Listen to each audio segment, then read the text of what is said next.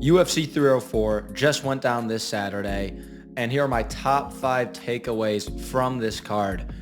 And honestly, this isn't even top 5 takeaways. This is a top 6 takeaways because there's a specific takeaway in here that debatably could have been number 1 for me, but out of respect to the fighters who fought their hearts out on this card, I couldn't put it at number 1. But that number 6 takeaway is that Michael Bisping needs to be fired now from commentary. The fact that this man, at the end of the main event, Leon Edwards vs. Belal Muhammad 2, had the audacity to suggest that Leon Edwards had a discussion of winning that fight is fucking disgusting. Michael Bisping is absolutely pathetic. Not only is he a bootlicker, not only will this man sniff and lick Dana White's asshole for a check whenever his master commands him to, he is an awful commentator. And on top of being an awful commentator, he's a biased commentator.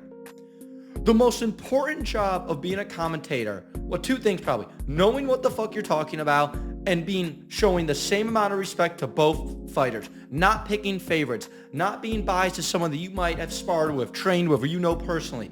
It's about playing devil's advocate and being a professional. Not only this man suck on commentary, he has always been biased to his UK fighters, and it's unacceptable and it's ridiculous. And the fact that this CTE head motherfucker had the audacity to suggest that there's a discussion that Leon Edwards won that fight, that he won the first round. I mean, are you out of your mind, Mike? Are you out of your fucking goddamn mind? Okay, yeah, to say he won the 5th round? What? Listen, yeah, that was a big elbow. Leon Edwards lost the last 4 minutes, 30 seconds of that fight. He did not win that 5th round. The only round Leon Edwards won was the 3rd round, where he did absolutely no damage. It's the only round he won. So Michael Bisping, please resign from your position. Please, I hope you get fired. You are not a professional. You do not take your job seriously, and you make this sport hard to watch. And it's absolutely disgusting and disgraceful to the people you work with, this sport, and their fans that you could even suggest that Leon Edwards won that fight, because you are so biased. You are so fucking stupid that you think Leon Edwards won that fight. The fact that you even brought that up, absolutely pathetic. I don't know what the hell he's watching. You are blessed to get paid to sit in the finest seats in the world. You're getting paid to commentate the sport that you have fought in, the sport that you have loved, and you choose to be such just the complete opposite of a professional. How is someone like me with 37 subscribers on YouTube know how to do your goddamn job better than you, Mike? How? Tell me. It's not acceptable. And I'm so angry about this is because Mike has been such an awful commentator for so long. But the fact that, as I said, he had the audacity to suggest that there's a discussion about Leon winning that fight was just a drawing point for me. It was a drawing point. Bisping, get the fuck off commentary and go retire and do something else, man. You are absolutely pathetic at your job. The most important thing in your job is to not be biased to certain people. Do you see Anik being biased? You see DC being biased? I mean, fuck. Last time John Jones fought, DC had a panel of all the guys Jones beat. And they were all talking about how good Jones is, which, if I'm DC, I don't think I would have done that. But I mean, you got DC being a professional and respecting John Jones because DC understands that he is a commentator. He can't use past biases to, judge a certain fighter and stuff like that, especially if he's commentating one of their fights, let's say. And I'm not saying DC's perfect. Maybe that's not the perfect example, but DC's never done anything like Mike. And honestly, John Jones, the stuff that he's done, hitting a pregnant woman and then fleeing the scene of the crime, he kind of deserves to get shot, to be honest. But still, DC doesn't do stuff like that. Michael Bisping, leave commentary, please. This pissed me off so much that I was thinking of putting this at the number 1 spot. But it just, as I said, out of respect to the performances we got on this card, I just put it at number 6 to get out of the way. It is ridiculous. It's unacceptable. And Bisping needs to go now. He needs to be fucking fired. I'm done with this idiot. I'm actually done with him. He's so goddamn stupid. But all right. Sorry, guys. I had to get that out. I just can't stand this stupidity anymore. And I see on MMA Twitter, everyone, they all know Bisping is sucks at his job. And for him to say that, it was the straw that broke the camel's back. I just couldn't handle it anymore. I just couldn't. I had to get that out of the way. Moving on to the number 5 takeaway. Muhammad Mokaev getting cut from the UFC is awful. What are we doing, Dana? What are we doing? Why are we cutting a 23-year-old undefeated prospect who is debatably the rightful number 1 contender in the flyweight division, in a division that needs new faces? Why are we cutting this guy? He's cutting him. Here's the reason why. He's cutting this guy because Dana White does not like when fighters fight out their deals. He fucking hates that. He does not like when fighters try and get leverage. And Dana White understands that the flyweight division, Dana White believes that the flyweight division is not profitable. And, the funny thing about that is, Dana, how about you do some promoting? How about you do your job? I mean, you couldn't even promote Belal Muhammad after his win. How about you promote the flyweights? Why don't you hype up? Why do you gas up Mokaev? And Mokaev has come out and said he's like one of the lowest paid fighters. He's probably on a 12-12. He's on a 12-12. He just wants some more money to feed his family, and you can't even do that to him. You can't pay him just a little more money or something like that. I mean, come on. So yeah, we're gonna cut him. We're gonna cut Muhammad Mokaev. You know how many good matchups there are for Muhammad Mokaev in that division? Him versus Moreno. Him versus Pantoja. Him versus anyone's a good fight. I mean, he just basically stood with Manel Kape and outlanded him on the feet. He was a better striker that fight, and we're cutting him. But yeah, Manel Kape, who I think is 4-3 in the UFC, who went life and death with Felipe Santos. Yeah, well, we're gonna keep him though. It's just unbelievable. It's just really annoying. And I know Dana White referenced that one of the reasons why they cut him was I believe he said it was like out of the cage issues. But Jamal Hill, alleged domestic abuser Jamal Hill, he can go fight. John Jones can go fight. You have nothing wrong with that. With all the dumb shit Colby Covington says, he can go fight. In fact, Toby gets an undeserved title shot. But yeah, no, Muhammad Mokaev, he can't stay. It's not good for the sport. And I know a lot of people probably don't like Muhammad Mokaev. Is he the most exciting fighter? No. But when you look at his resume for a 23-year-old, it is one of the best ever for a 23-year-old. And he's debatably the rightful number 1 contender. Why is he being cut? I mean, guys, find me a scenario, and maybe there has been one, but let me know if there's a scenario where the number 1 contender has been cut after becoming the number 1 contender. I don't know if that exists. But it's just not good for the sport. What if this keeps happening? So Dana, if you're not gonna give a flying fuck about the flyweight division, just shut it down already, then, man. And I don't want him to shut down, but I do not want him to shut down. But God, man, Dana, Dana's so burnt out. He's just so burnt out of this whole business. But that's another topic for another day. My number 4 takeaway is that Paddy Pimblett made a bit of a statement by getting that first round triangle choke on King Green, or Bobby Green. I'm just going to call him Bobby Green. I hate King Green. But listen, Paddy Pimblett, a lot of people were picking against him. Vegas slightly had Bobby Green as a slight favorite. I think most people were kind of picking Bobby Green, I feel like. And I get it. It made sense.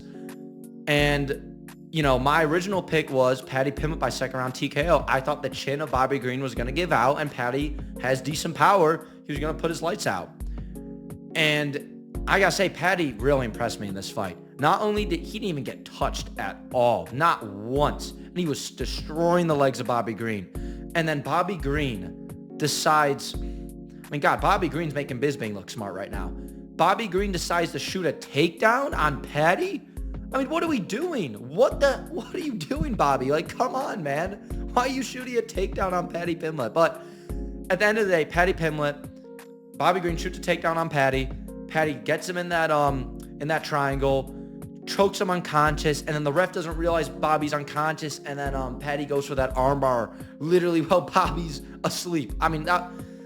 I get why the ref maybe didn't notice it, but the ref, come on, guys, refs, do better than that. You can't have an unconscious man getting his arm ripped off. It's just, that's not acceptable in this sport, but I understand if he wasn't able to notice if Bobby was unconscious or not. But at the end of the day, Paddy Pimblett's going to have a number by his name. It's the best one of his career. It's a win that's now going to get him a lot more hype in it. But, is Paddy Pimblett elite lightweight material? I don't think so.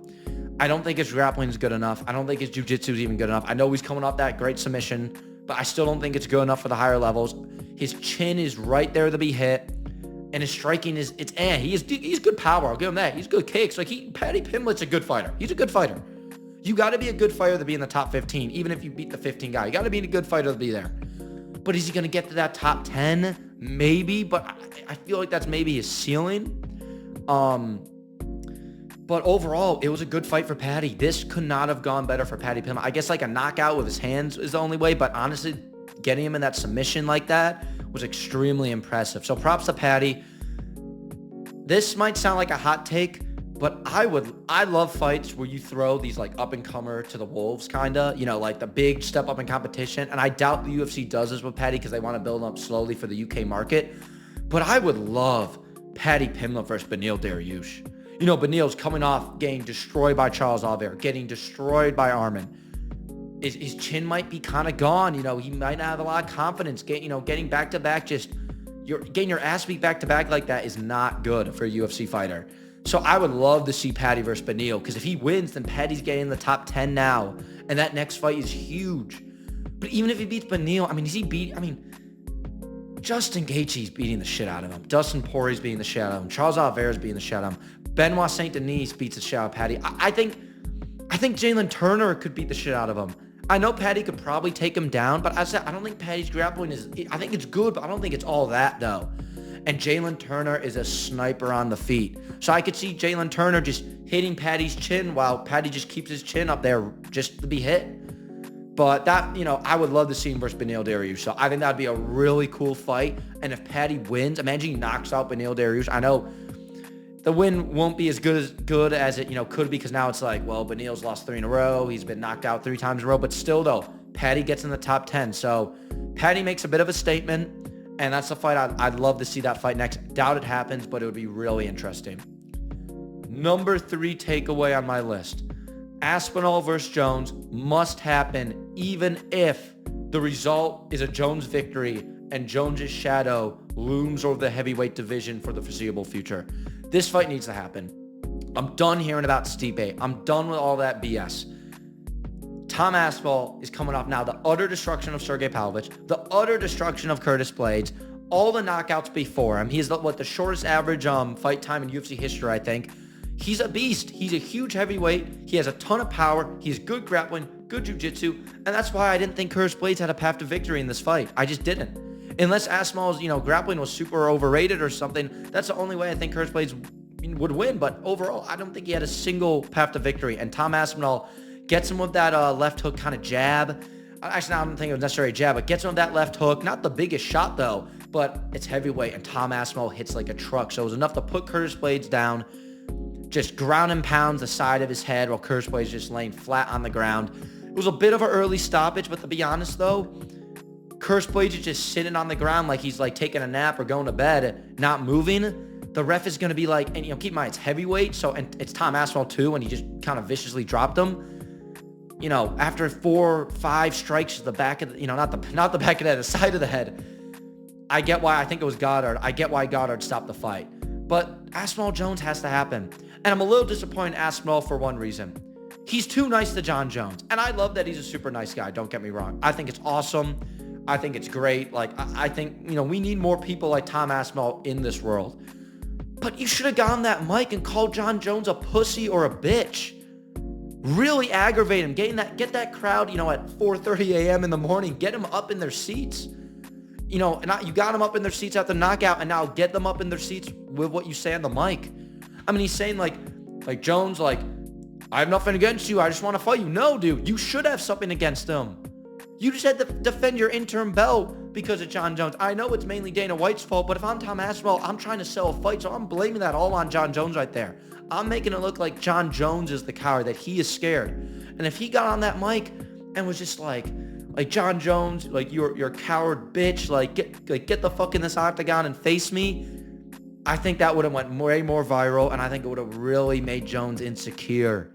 And I would have loved to see that. It would have been so funny. But overall, though, I'm kind of nitpicking there, to be honest, though, so keep that in mind. But at the end of the day, regardless of whatever says, whatever on the mic, this fight needs to happen. And even if Jones's shadow looms over the division, if he beats Aspinall and then retires, you got to make this fight happen. This is such a compelling fight. It's such a great fight that could go either way. And I think it does a lot for Jones's legacy. Because Tom Aspinall, listen, no one in heavyweight really has a good resume because heavyweight division is absolute garbage. But Tom Aspinall has, for the heavyweight division, he has a good resume. He has a win over Volkov. I know Volkov has improved, but still, took him down, submitted him.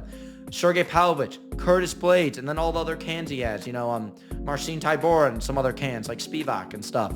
So for heavyweight, he has a really good resume, and he's looked at, as the new breed of heavyweight.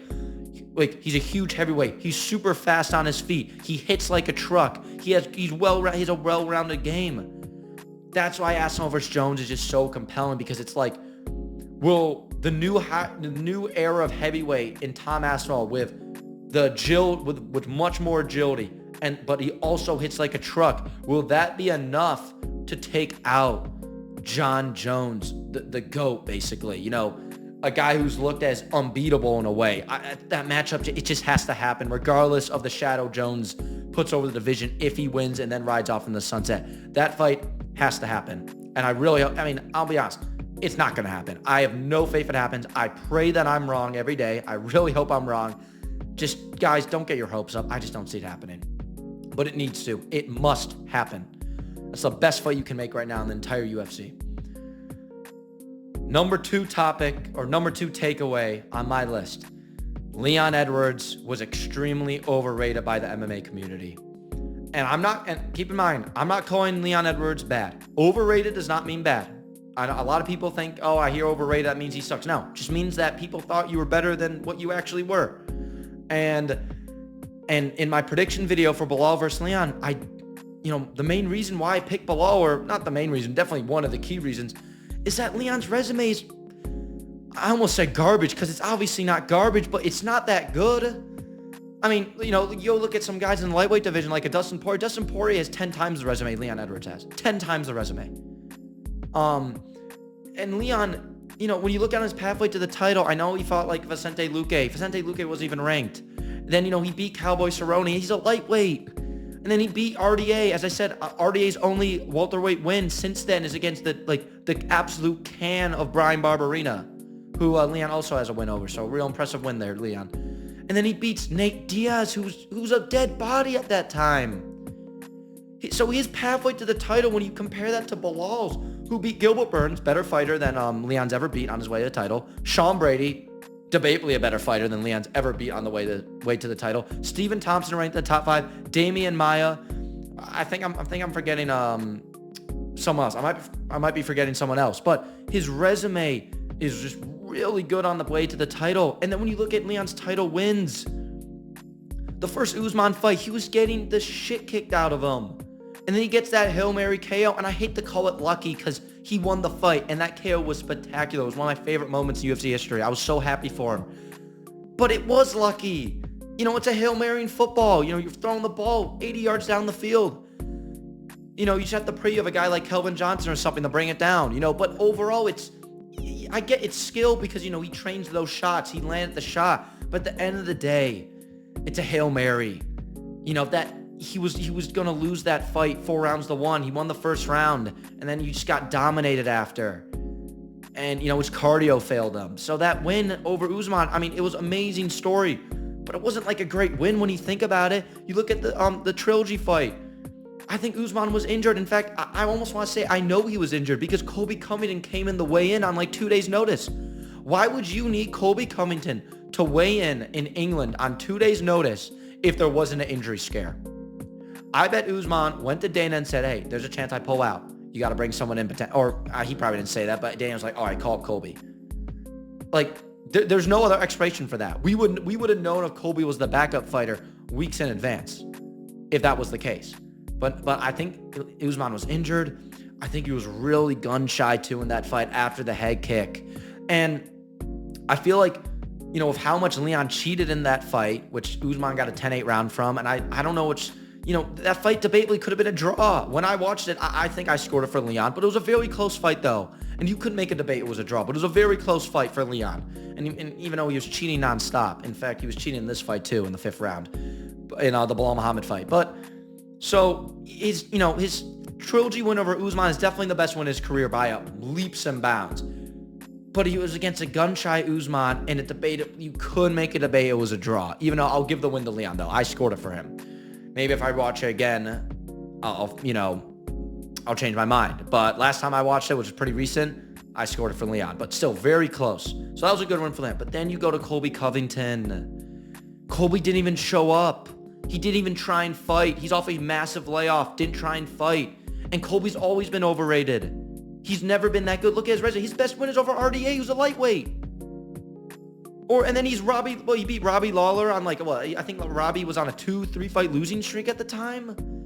Colby's resume is awful. Colby's lives off losing to Kamaru Usman. That's his only claim to fame. Oh, I had close fights to Kamaru Usman, and I call robbery. The judges hate me because I like Trump or something. That's Colby. That's his legacy. And the fact is, we didn't even get the best version of Colby Covington there. Massive layoff. Doesn't even try and fight. And Leon still kind of gassed down that fight, which was the funniest part. So that Colby win, not only is Colby overrated, very overrated, honestly. Not only was he on a huge layoff, he shit the bed. So when you look through Leon's resume, I really have to wonder, why did people think he was just going to go through Belal Muhammad like he's nothing? His resume does not indicate that type of fighter. Keep in mind, he never knocks out people. I think he's 1 knockout in the UFC. 2 if you count, obviously 2, because the Usman knockout, but what? Other than his Hail Mary knockout of Usman, he's 1 knockout, which was funny because he was making, he was talking to Belal about how Belal's not going to win that 100,000 bonus because, he doesn't knock anyone out. It's like, Leon, you are literally Belal Muhammad, but with the belt. You are as irrelevant as he is, but you just have the belt. And now you don't have the belt, Leon. So now you can't go around big timing people like you're Conor McGregor or something. He was acting like he was Conor McGregor at that press conference. This whole camp, he was acting like Belal didn't deserve the title shot. I had to say, Leon was in that situation Belal was in, except with a way worse resume. So you think Leon would understand, Belal's situation, but he didn't. He just tried to big time him, acted like he was the shit when he's not the shit at all. Now no one's going to give a shit about him because he's not the champ anymore, and he's definitely not getting a rematch. Dana White already confirmed that. But enough rambling on Leon being overrated. That's just a known fact. I knew that coming into this fight, and now I really know it after. But my number one takeaway is put some goddamn respect on Belal Muhammad's name, everyone. Put some respect on his name. It don't matter if you hate him. It don't matter if he beat your favorite, let's say Leon, oh God, if Leon's your favorite fighter. That's an interesting take right there. But even if he beat your favorite fighter, how he fights, it's whatever. You can knock how he fights. You can call him boring. That's okay. But put some respect on his name, though. Because he went out there and beat the shit out of Leon Edwards. He dominated him. There's a reason why I picked him by 5th round TKO, because he was going to tire out Leon Edwards. And obviously, he didn't get the TKO. But I'll say one thing. If instead of going for takedowns, if he stood with Leon Edwards, I think he would have TKO'd him. He won every single striking exchange. He won, other than the 3rd round, literally 99% of the grappling exchanges. Without one mistake from Belal Muhammad in the 3rd round, he gets 50-45s Leon Edwards. So put some respect on this guy's name. Belal Muhammad is the elite of the elite, and he's a great champion in the sport. And I know he's not that exciting, but hitting versus Shavkat is a banger of a fight. It's an amazing fight. I just hope the UFC doesn't make him turn around super quickly, because I know Dana's pissed that Belal's champ. But, so he's probably going to make him turn around on 100 days notice or 2 months notice like he did Aljamain Sterling. But I really hope that doesn't happen. But now we're going to get Belal versus Shavkat. I think that's an amazing fight. And I know everyone's probably going to be picking Shavkat. I might pick Shavkat. But honestly, I can see Belal winning that. I think he's grappling. The way he dropped Leon on his head like he was his bitch. The way he just pieced him up on the feet with his jab, his uppercut. I mean, Leon had no answers. And if you go watch my prediction, I said that after the 3rd or 4th round, Leon's coach is going to be giving him a speech because Leon mentally quit. And that's exactly what happened going into the 5th round when he was on the stool after the 4th round.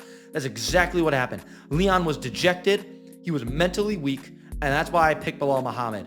And that's why I had so much respect for Belal Muhammad, because I did my research. I understood how good of a fighter Belal was. So that's why I didn't, I get if you pick Leon Edwards to win this. I get it. Leon Edwards is really good. I get that.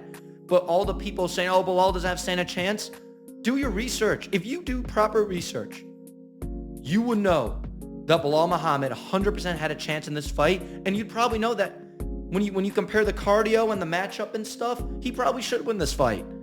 So yeah, I had a really tough time picking fights and stuff, and hindsight is 2020, but still, I understood that, yeah, Belal has a lot of strengths that really are not helpful for Leon. And not only did he dominate the end of the fight like I thought he was, he dominated even more in the beginning of the fight. I mean, after that first round, I knew Leon was done. I knew he was done after that first round because he does not have the mental fortitude that Belal Muhammad has. Belal Muhammad understood this was his only shot at the title ever. He could have won 8 fights after this, taken out the whole top 10, and he was probably not going to get a title shot. And he's also 36-2. So put some respect on Belal Muhammad's name. Stop underrating this guy. He is legit. His resume is amazing. And by the way, his resume is way better than Leon's, and he's way better fighter than Leon's. That's objective. He's objectively a way better fighter than Leon Edwards. Leon Edwards had nothing for this guy, and his resume is way better. Belal Muhammad is a far superior fighter than Leon Edwards, and his win over him and his resume is just proof for that. So guys, let me know what you think about my top 6 takeaways for UFC 304. Let me know if you think I should have put anything else on there, if I missed anything, if you disagree with some stuff. I want to hear what you have to say. Make sure to like the video, subscribe. Take it easy. I'll see you around.